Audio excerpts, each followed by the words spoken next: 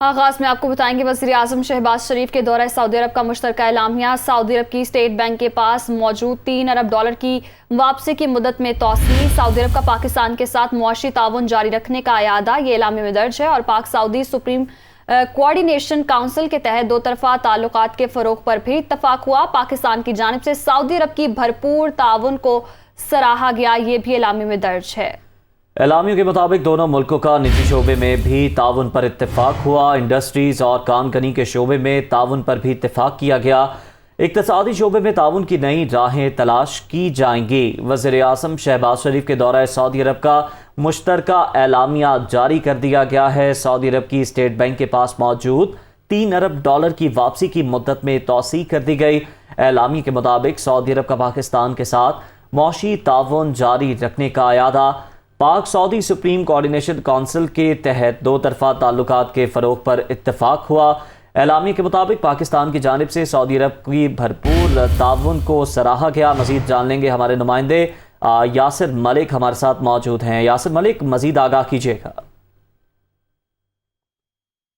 यासिर से बात करने की कोशिश करेंगे। फिल वक्त आपको बताएं कि दोनों मुल्कों का निजी शोबे में भी ताउन पर इत्तफाक हुआ। इंडस्ट्रीज और कानकनी के शोबे में ताउन पर भी इत्तफाक हुआ है। इक्तसादी शोबे में ताउन की नई राहें तलाश की जाएंगी। एलामिया में ये कहा गया है। वज़ीर आज़म शहबाज शरीफ का ये 3 रोज़ा सऊदी अरब का दौरा था। बतौर वज़ीर आज़म शहबाज शरीफ का ये पहला दौरा था जो कि सऊदी अरब का था। इसका मुश्तरका एलामिया है जो कि जारी किया जा चुका है। सऊदी अरब की स्टेट बैंक के पास मौजूद $3 अरब की वापसी की मुद्दत में तौसीह कर दी गई है जो कि खुशाइंद है। एलामिया के मुताबिक सऊदी अरब ने पाकिस्तान के साथ मुआशी ताउन जारी रखने का अयादा किया, जबकि पाक सऊदी सुप्रीम कोऑर्डिनेशन काउंसिल के तहत दो तरफा ताल्लुकात के फरोग पर इत्तफाक हुआ। पाकिस्तान की जानिब से सऊदी अरब की भरपूर ताउन को सराहा गया। एलामिया में ये कहा गया है।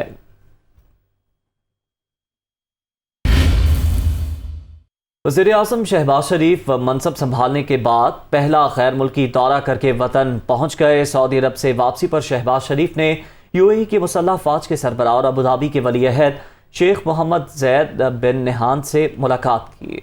वज़ीर आज़म शहबाज शरीफ एक रोज़ा सरकारी दौरे पर मुत्तहिदा अरब अमारात पहुंचे तो वज़ीर इंसाफ ने उनका इस्तकबाल किया। वज़ीर आज़म ने यूएई की मुसल्लह फ़ौज के सुप्रीम कमांडर्स और अबू धाबी के वली अहद से मुलाकात की और मुश्तरका मफादात के साथ साथ मुख्तलिफ शोबों में ताउन बढ़ाने पर गौर किया। शेख मोहम्मद ज़ैद बिन अल नहयान ने कहा कि शहबाज शरीफ की क़यादत में पाकिस्तान मज़ीद तरक्की करेगा। बिलावल भुट्टो, ख्वाजा आसिफ, मिफ्ता इस्माइल, मरियम औरंगज़ेब, शाहजैन बुकटी, खालिद मकबूल सिद्दीकी, मोहसिन दावर भी मुलाकात में मौजूद थे।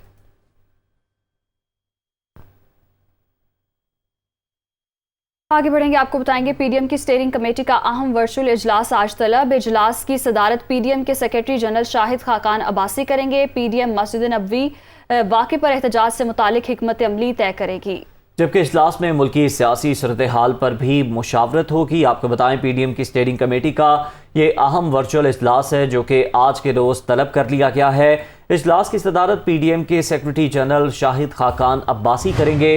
पीडीएम मस्जिद नबवी वाक़े पर एहतजाज से मुतालिक हिकमत अमली तय करेगी।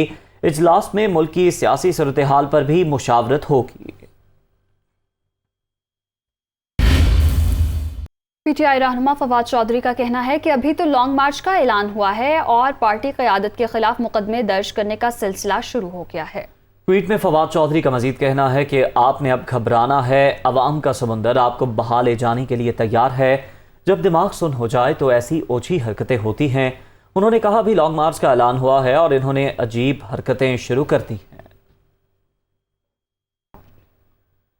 वज़ीर आला पंजाब हमजा शहबाज ने ज़िलाई सतह पर लॉ एंड ऑर्डर कमेटियों को फ़ाल बनाने का हुक्म दे दिया। हमजा शहबाज का कहना है कि अवाम के जानमाल के तहफ़्फ़ुज़ पर कोई समझौता नहीं होगा। वज़ीर आला पंजाब हमजा शहबाज की ज़ेर सदारत आला सतह का इजलास हुआ। इजलास में सूबे में अमन अमान की सूरत हाल, गैर मुल्की अफराद खुसूसन चीनी बाशिंदों की सिक्योरिटी के इंतजामात का जायजा लिया गया। ईद पर अवाम के जानो माल के तहफ़्फ़ुज़ के लिए किए गए इंतजामात पर भी गौर किया गया। वज़ीर आला ने चांद रात और ईद इज्तिमात के लिए फुल प्रूफ सिक्योरिटी यकीनी बनाने की हिदायत की। हमजा शहबाज ने कहा कि अवामी नुमाइंदे भी अपने अजला में अमन आमा की बेहतरी के लिए अपना भरपूर किरदार अदा करें। पंजाब की नई काबीना 40 से 45 अरकान पर मुश्तमिल होगी। तश्कील के लिए मुशावरत जारी। जहांगीर तरीन, अलीम खान ग्रुप और खोखर बरादरान की शमूलियत मुतवक्की है। पीपल्स पार्टी के हसन मुर्तज़ा समेत 2 अरकान को भी शामिल किया जाएगा। पंजाब में काबीना में जहांगीर तरीन ग्रुप, अलीम खान ग्रुप और खोखर बरादरान को भी शामिल किए जाने का इम्कान है। पहले मरहले में इत्तेहादी जमातों और नून लीग के अहम अरकान हल्फ उठाएंगे। मुस्लिम लीग नून के मलिक अहमद खान, ख्वाजा सलमान रफ़ीक, राना मशहूद, ख्वाजा इमरान नज़ीर और बिलाल यासीन भी काबीना में शामिल होंगे। सैफुल मलूक खोखर, ज़ेशान रफ़ीक, समीउल्लाह खान, जहांगीर खानज़ादा के भी काबीना में शामिल होने का इम्कान है। ज़राए के मुताबिक पीपल्स पार्टी के हसन मुर्तज़ा समेत 2 अफराद सूबाई काबीना में शामिल किए जाएंगे। उधर आर्मी चीफ ने पतहार सेक्टर का दौरा किया और LOC पर तैनात जवानों के साथ इफ्तार किया। जनरल कमर जावेद बाजवा को लाइन ऑफ कंट्रोल की ताज़ा सूरत हाल और ऑपरेशनल तैयारियों पर ब्रीफिंग दी गई। ISPR के मुताबिक core commander lieutenant general Sahir Shamshad Mirza ने आर्मी चीफ का इस्तकबाल किया। जनरल कमर जावेद बाजवा ने जवानों के आज़म और बुलंद हौसले को सराहा और मादरे वतन के दिफा के मुक़द्दस फ़र्ज़ की अंजामदही में पेशा वराना महारत की तारीफ की। आर्मी चीफ को लाइन ऑफ कंट्रोल की ताज़ा सूरत हाल पर ब्रीफिंग दी गई और फॉर्मेशन की ऑपरेशनल तैयारियों से मुतालिक आगाह किया गया।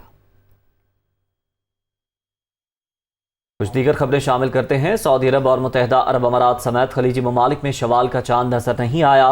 ईद कल होगी। अफगानिस्तान में शवाल का चांद नजर आ गया। आज ईद उल फितर मनाई जा रही है। सऊदी अरब की सुप्रीम कोर्ट की जानिब से शवाल का चांद नजर न आने का ऐलान किया गया। मुत्तहिदा अरब अमारात समेत दीगर खलीजी ममालिक में भी ईद उल फितर कल मनाई जाएगी। अफगानिस्तान में ईद का चांद नजर आ गया। आज ईद मनाई जा रही है। उधर बरतानिया समेत यूरोपीय ममालिक में भी रमज़ान के 30 रोज़े मुकम्मल होंगे। भारत, लीबिया और सिंगापुर में भी ईद उल फितर कल मनाई जाएगी। और परदेसियों का ईद उल फितर मनाने के लिए आबाई इलाकों को जाने का सिलसिला जारी है। बस अड्डों पर परदेसियों का रश है। मुंह मांगे दाम वसूल करने और टिकट का हुसूल मुश्किल तरीन होने पर परदेसियों का शिकवा सामने आया है। मजीद जानते हैं हमारे नुमाइंदे सलमान तारिक से। जी सलमान, आगाह कीजिए।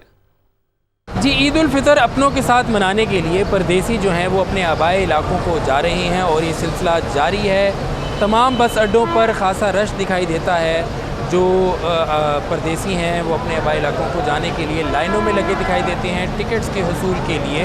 और इस वक्त हम बंद रोड पे एक बस अड्डे पर मौजूद है। यहाँ पर भी खासा रश देखने में नज़र आता है। लाइनें लगी हुई हैं। किरायों में यकदम से इजाफा कर दिया गया है। हमारे साथ मौजूद हैं परदेसी कुछ जो लाइन में ही लगे हैं टिकट्स के हुसूल के लिए। उनसे जानते हैं। 1300-1400 रुपये किराया था, अभी ये 1800 रुपये है। अभी ये तीसरा दिन है रश की वजह से। तीसरा दिन है, हम रात को भी 3 बजे गए यहाँ से वापस। 2 घंटे से हम इधर खड़े हैं। हमें ना टिकट दी जा रही है, ना हमें कुछ बताया जा रहा है। ये आपने गुफ्तगू सुनी है परदेसियों की। कहना है कि हम घंटों से लाइनों में खड़े रहते हैं, टिकट्स भी नहीं दे रहे और अगर दे रहे हैं तो वो भी बहुत महंगी। तो टिकट ना मिलने का भी शिकवा शहरियों का, परदेसियों का सामने आ रहा है और टिकट के दाम हैं वो बढ़ाने का शिकवा भी शहरियों की ज़ुबानी आपने सुन लिया है। तो ये सूरत हाल है इस वक्त शहर के तमाम ही बस अड्डों की। जी, कोयटा से परदेसी ईद मनाने के लिए अपने इलाकों को वापस जा रहे हैं। मुसाफिरों का रश बढ़ते ही ट्रांसपोर्टर्स ने किराया बढ़ा दिया। तफसीलात जानते हैं दुनिया न्यूज़ के नुमाइंदे फरीदुल्लाह से। जी बताइएगा।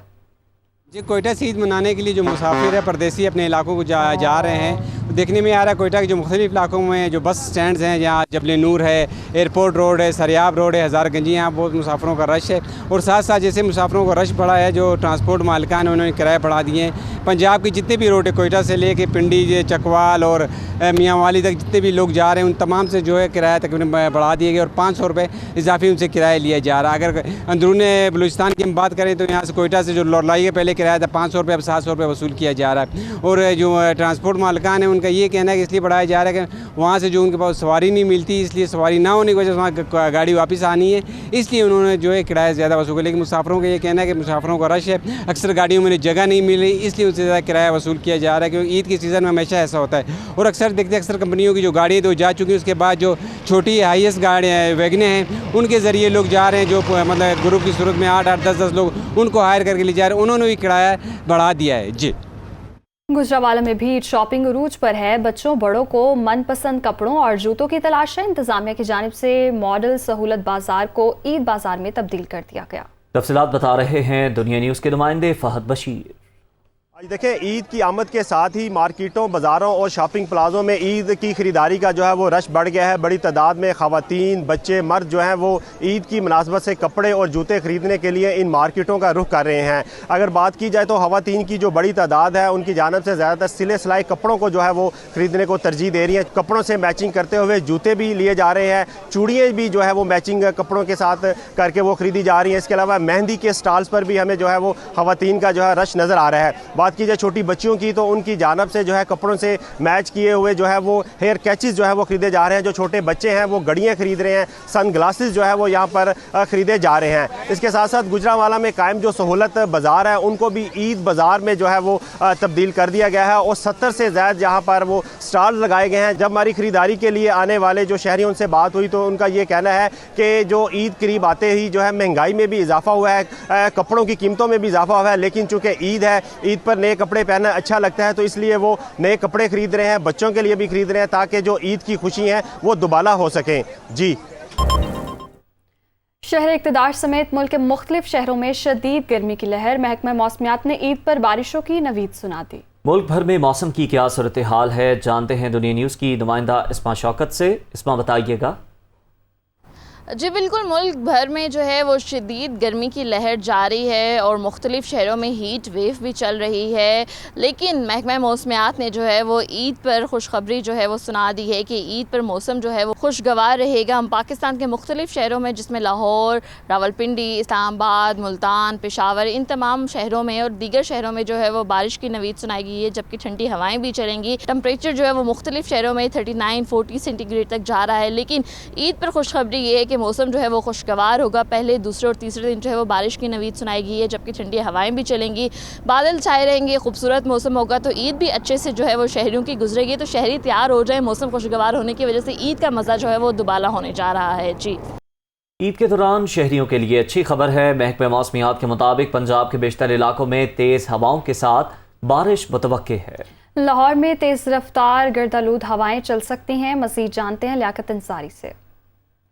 आज बिल्कुल सूरज अपनी आबोताब के साथ किरणों के जरिए गर्मी बरसा रहा है। गुज़श्ता 2 रोज़ में अगर देखा जाए तो लाहौर में दर्जा हरारत खासा हाई रहा है और अगर आज की भी बात की जाए तो लाहौर में जो कम अज़ कम दर्जा हरारत है वो 27.2 डिग्री सेंटीग्रेड रिकॉर्ड किया गया है और ज़्यादा से ज़्यादा जो दर्जा हरारत है 42 डिग्री सेंटीग्रेड जो है वो महकमा मौसमियात की तरफ से रहे जाने की का अमकान है।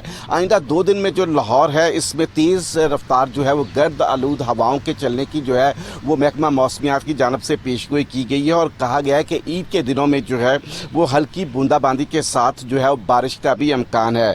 महकमा मौसमियात के मुताबिक ईद की तातीलात के दौरान गर्मी की लहर जो है इसमें कमी का इम्कान है, क्योंकि हल्की बारिश जो है वो हो सकती है जो दर्जा हरारत में कमी का बायस बन सकती है। बहरहाल देखा यही जा रहा है और महकमा मौसमियात का यही कहना है कि गो सूरज जो है वो फुल जो है अपनी किरणों के ज़रिए गर्मी और तमाज़त जो है वो बरसा रहा है, लेकिन आइंदा दिनों में कुछ हल्की सी नवीद ये है कि बारिश की जो हल्की बूंदाबांदी होगी उससे दर्जा हरारत में कमी वाक़या हो सकती है। जी, आगे बढ़ेंगे, आपको बताएंगे कराची में बिजली की लोड शेडिंग के दौरानिये में इजाफा हो गया। शहर के मुख्तलिफ इलाकों में तवील लोड शेडिंग की जा रही है। के इलेक्ट्रिक को मजमूई तौर पर 300 से 500 मेगावाट शॉर्टफॉल का सामना है। इसी हवाले से मजीद जानते हैं दुनिया न्यूज़ के नुमाइंदे शुएब बुखारी से। जी बिल्कुल, शहर के मुख्तलिफ इलाकों में जो है वो गैर एलानिया लोड शेडिंग का सिलसिला जारी है।